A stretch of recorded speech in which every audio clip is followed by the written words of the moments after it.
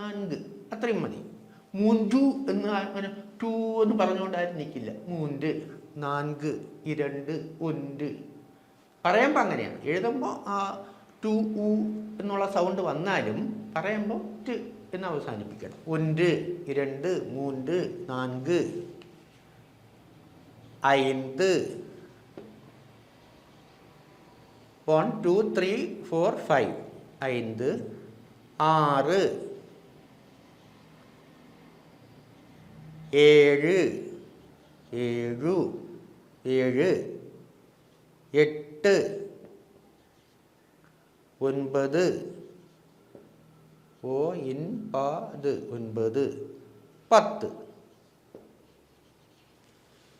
1 2 3 4 5 6 7 8 9 10 1 2